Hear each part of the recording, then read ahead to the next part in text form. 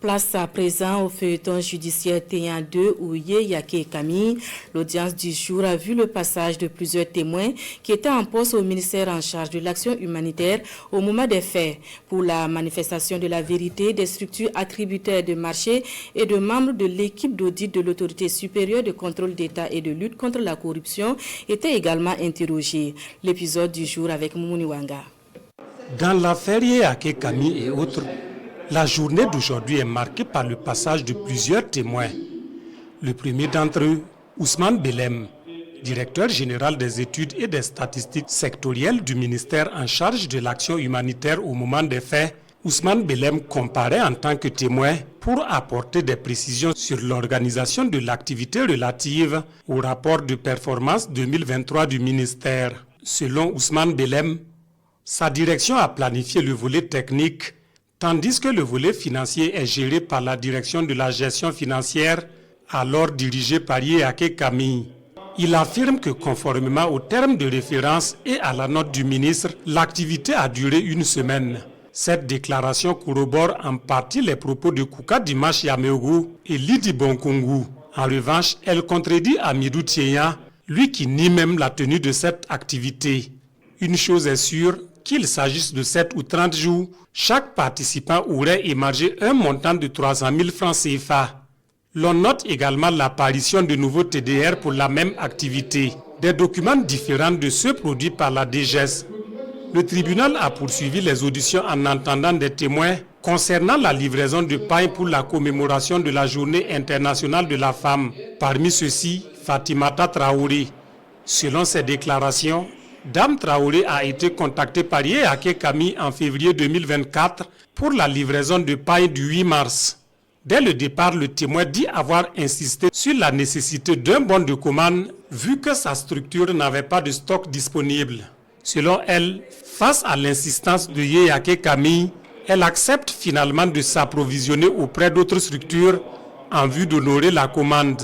Après cette livraison, elle affirme avoir reçu 200 000 francs CFA des mains de Yeyake Camille, puis 500 000 francs dans un autre bureau correspondant à la valeur des pailles livrées. Par la suite, un contrat de 19 900 000 francs CFA répartis en 2 tranches lui ont été proposés.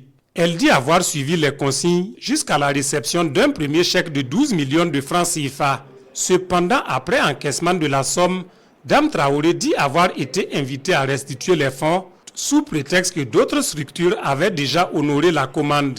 Seule la somme de 1 250 000 francs CFA lui aurait été remise pour couvrir ses charges.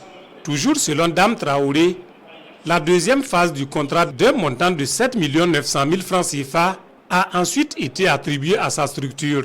Un dossier dûment déposé qui, selon elle, est resté sans suite. À sa suite, Germaine Compaoré Bonkungu est reçue par le tribunal. Elle aussi affirme avoir été sollicitée par Yeyake Camille pour la livraison de 320 pailles, le tout d'un montant total de 3 200 000 francs CFA. Contrairement à d'autres procédures, elle déclare avoir reçu son paiement en espèces des mains d'un intermédiaire en la personne de Paulin Kabouré, agissant pour le compte de Yeyake Camille. Le tribunal a ensuite entendu Lassane Dango, directeur des marchés publics du ministère au moment des faits. Il est appelé à la barre pour apporter des éclaircissements sur une supposée démarche entreprise par Yeyake Camille concernant la prise en charge du carburant des contrôleurs de l'ASE-LC. Là-dessus, Lassane Dango reconnaît avoir approché les auditeurs pour s'enquérir de cette éventualité. Mais selon ses dires, les auditeurs auraient répondu par la négative. Pour s'en convaincre, le tribunal appelle à la barre un contrôleur de l'ASE-LC en la personne de Gérard Sawadego. Ce dernier confirme une proposition de prise en charge de leur déjeuner, offre que l'équipe d'audit aurait formellement refusée. Une affirmation contestée par l'ex-DGF. Dans cette quête de manifestation de la justice, la journée est marquée par le passage de plusieurs autres témoins, dont Rosemont Tiendrebeogo, Alizeta Kiemde ou encore Soumaïla Sako, tous en service au ministère au moment des faits. Suspendu autour de 16h40, l'audience reprend demain à partir de 10h.